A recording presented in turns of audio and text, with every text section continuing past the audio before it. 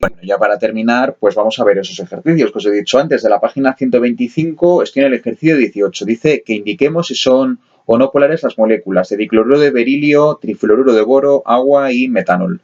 Bueno, lo primero que nos tenemos que plantear cuando pintemos las estructuras de Lewis, pues es el tipo de estructura de las que estamos hablando. Por ejemplo, si analizásemos una molécula diatómica como es esta, tendría que ser del tipo ABX. Entonces, lo calcularemos pues como hemos hecho siempre el número de pares totales y nos olvidamos de todo. Hacemos la configuración electrónica del átomo central. No sería descartable hacerla del átomo periférico para que así sepamos, de esa manera sepamos pues cuántos electrones van a quedar sin compartir en torno al átomo periférico. Hacemos X más Y entre 2, siendo X el número de átomos periféricos y el número de electrones de valencia, que en el caso del berilio van a ser 2, te quedan 2, y lo pintamos así. Ya, para ser más explícitos y para no confundir con un dativo, vamos a representar a partir de ahora, ¿vale? En la explicación teórica está bien, pero a partir de ahora vamos a representar los momentos dipolares aparte del enlace, para no confundir líneas, ¿vale? Entonces, el vector, la flecha, la vamos a pintar del átomo menos electronegativo, que suele ser el átomo central, los átomos periféricos. Aquí tenéis ángulo de enlace, tenemos dos enlaces que forman un ángulo de 180 grados, y el momento dipolar, que son estas dos flechas. Como se trata del mismo átomo periférico, el momento dipolar total va a ser 0, con lo cual se trata de una molécula apolar. En el trifluoruro de boro, pues haríamos exactamente lo mismo, nos quedarían 3 pares electrones totales y nos van a quedar en torno al átomo central, como corresponde con 3 átomos periféricos, dado que X vale 3, pues nos va a quedar de esta manera la molécula. Muy atentos cuando tengamos una estructura trigonal plana, ¿vale? Porque sabemos representarla, tenemos aquí los átomos de flúor, al igual que los átomos de cloro, van a tener sus 3 pares solitarios sin compartir, pero cuando pinto los momentos dipolares, que ya hemos quedado que los pintamos aparte del enlace, lo vamos a pintar desde el boro al flúor, boro al flúor, boro al flúor. Siempre tenéis que tener en cuenta una cosa, porque en los lineales se ve bien y en los tetraédricos también. Cuando tengáis una estructura trigonal plana, tenéis que hacer la suma vectorial de los dos de abajo, os lo he pintado aquí. Los dos momentos dipolares de abajo lo podéis pintar aparte, os queda así, una estructura en la cual se ven que se forman 120 grados. Hacéis la suma de estos dos momentos dipolares y eso os va a dar un momento dipolar total de esos dos enlaces inferiores que va a estar orientado en el eje Y hacia abajo, y ese se contrapone al otro momento dipolar, se van a anular el uno con respecto del otro. Volvemos al hecho de lo que comentábamos hace años. Si tenemos una molécula perfectamente simétrica, va a ser apolar, porque su momento total, tenéis que poner momento nu sub t, momento dipolar total es igual a 0, por tanto es una molécula apolar. El agua ya lo hemos pintado antes, lo tenéis aquí, ¿vale? Pintaros, a diferencia del caso anterior, que lo hemos pintado sobre el enlace, ya para que no quede confusión con lo que es un enlace coordinado dativo, simplemente nos colocamos del menos al más electronegativo, nos colocamos las flechas aparte y de ahí pues nos queda una geometría molecular que es angular. El ángulo ya sabemos que van a ser 104,5. Y bueno, pues se va a dar un momento dipolar total distinto de 0, que es el que tenéis aquí, porque hacéis la suma de estos dos. En este caso, la flecha iría orientada hacia arriba, la flecha que representa el momento total de la molécula, ¿vale? Y por tanto, como es distinto de 0, va a ser polar. Con lo cual te va a salir apolar la primera, apolar la segunda, polar. Y luego el metanol. El metanol, ya cuando empezamos a tener moléculas orgánicas, no nos pasamos en un modelo ABX. Con lo cual, yo me tendría que tirar a la regla del NVCS. ¿Vale? Esa que tenemos aquí. Entonces, hacéis el cálculo del número total de electrones, tened en cuenta que el hidrógeno está repe, tiene 3 por un lado, 3 átomos uno por otro, con lo cual os lo he puesto separado. Número total serían 8 más 3 por 2, correspondiente a los 3 átomos de hidrógeno, más 8 del oxígeno, más 2 del otro hidrógeno, 24. Los de valencia los que realmente tienen, que son los interesantes, que son 14. Es decir, en total hay que ubicar 14 electrones entre compartidos y no compartidos. 5 pares compartidos, 2 pares solitarios.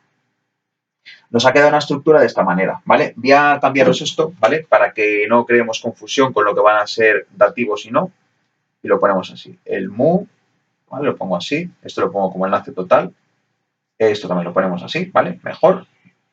El mu, y luego este de aquí, enlace, así. Y este también, enlace simplemente. Y así, ¿vale? De tal manera que me gustaría que compararais la de metanol con la de metano. La de metano la tenéis aquí. El hidrógeno en la escala de Pauling tiene 2,1. Y 2,1 en la escala de Pauling. Ya sabéis que es una escala aleatoria en la que al flúor se le da el mayor valor, el valor de 4, y al cesio 0,7, y entre medias se van colocando todos los demás, de más a menos electronegativo, desde el flúor hasta el cesio.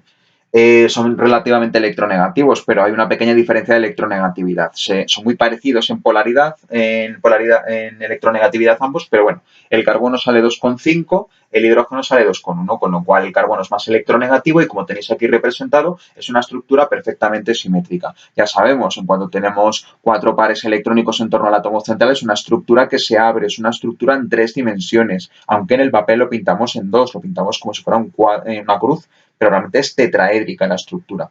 Pero de cara a analizar los momentos dipolares por enlace nos viene muy bien, porque aquí los tengo claramente enfrentados el uno con el otro. Los átomos que rodean al átomo de carbono son exactamente iguales y se anulan 2 a 2. Los dos del plano horizontal con los dos del plano vertical. Netamente la molécula va a tener un momento dipolar total igual a 0, va a ser completamente apolar.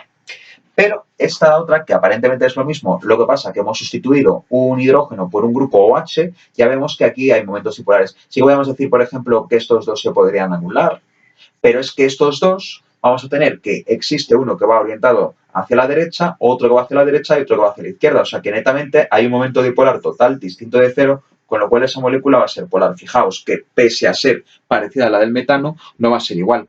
Con lo cual existe una gran diferencia. La del metano va a ser completamente apolar y esta va a ser polar, ¿vale? Que es lo que tenemos que tener ahí en cuenta. Curioso ejercicio el 19 porque plantean que el dióxido de azufre y el dióxido de nitrógeno son moléculas polares, mientras que el dióxido de carbono es apolar. Es decir, aparentemente son moléculas de óxido y que tendrían que tener el mismo comportamiento. Y dicen que, digamos, que ¿cómo se puede explicar esto? ¿O qué se puede afirmar de la estructura de los óxidos? Bueno, aquí lo he puesto en pequeño. Son óxidos, no puedo aplicar la regla de la BX, sino que tengo que coger todo el número total, el número de electrones de valencia. Acordaros que lo importante es saber quiénes son los electrones de valencia, que son los que hay que ubicar. El dióxido de azufre ya lo pintamos el otro día, hace 2 días, si os acordáis. Quedaba una estructura en la cual el átomo de azufre quedaba con un par electrónico sin compartir y luego generaba un doble enlace con un átomo de oxígeno y uno dativo, que lo podíamos pintar con forma de 2 estructuras resonantes con carga o directamente con el dativo. Aquí he pintado el dativo porque no tengo más hueco. La cosa es que si yo me pinto los momentos dipolares, que he de pintar del átomo menos electronegativo, que es el central, a los más electronegativos, que son los oxígenos, me quedan 2 momentos dipolares, que son estos dos, y esto me va a dar un momento dipolar neto diferente de 0, con lo cual va a ser una molécula polar, ¿vale? Recordad cómo era la molécula de CO2, que la hemos pintado en el ejercicio anterior, pero la de CO2 es esta de aquí. Aquí tenemos los dos momentos dipolares, se anulan 2 a 2 y el momento dipolar total va a ser igual a 0, con lo cual esta es apolar. Esta va a ser polar. Y cuidado con los óxidos de nitrógeno. No hablo del ácido nítrico, el ácido nitroso, el nitrito y el nitrato. Estoy hablando de los óxidos. Son un poco peliagudos de pintar, ¿vale? Lo digo porque si os tiráis a la regla, os va a quedar que el número total de electrones son 24, pero es que resulta que los de valencia, dado que el electrón tiene un número impar de electrones en la capa de valencia, te sale un número impar. Y eso implica que cuando tú hagas la diferencia entre 24 y 17, que son los de valencia, te va a quedar un número que es impar, entonces eso no te va a permitir obtener parejas. Eso lo que quiere decir es que muy probablemente el átomo central, que es el nitrógeno, quede con un electrón solo. Y eso implica que la estructura como tal no va a ser muy estable. Pero bueno, tenemos que justificar la respuesta de nuestro ejercicio. Tenemos en cuenta que los que tenemos que ubicar son 17 electrones en total. De tal manera que yo me he planteado, he calculado todo, los 7 electrones están muy bien los compartidos, pero los solitarios son 5 pares. Y lo he colocado de esta manera. Tendríamos 3 pares en torno a un átomo de oxígeno, 2 pares en torno al otro átomo de oxígeno y eso ya te daría los 5 pares. Lo otro, pues va a ser un electrón que se supone que va a ser compartido, aunque no lo es, porque va a quedar en torno al átomo de nitrógeno y luego te van a quedar otros que van a ser 1, 2 y 3, que van a ser los 3 pares que corresponden a los que realmente son compartidos. Te genera esta estructura que van a ser 2 formas resonantes que se ponen entre corchetes, ¿vale? En la que cuando aparece un doble enlace no sabemos exactamente dónde está. Van a ser formas resonantes porque se puede mover ese par electrónico al otro átomo de oxígeno, ¿vale? Y eso nos va a generar esta estructura.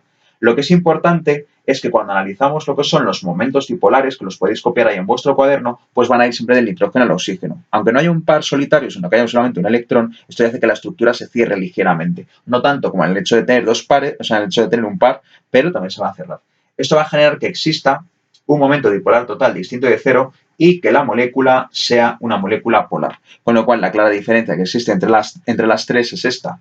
Apolar por ser completamente lineal y estas están cerradas van a ser polares, ¿vale? Bueno, pues nada más por esta semana. Yo creo que ya habéis hecho un muy buen trabajo y os veo ya el lunes, ¿de acuerdo? Venga, hasta el lunes.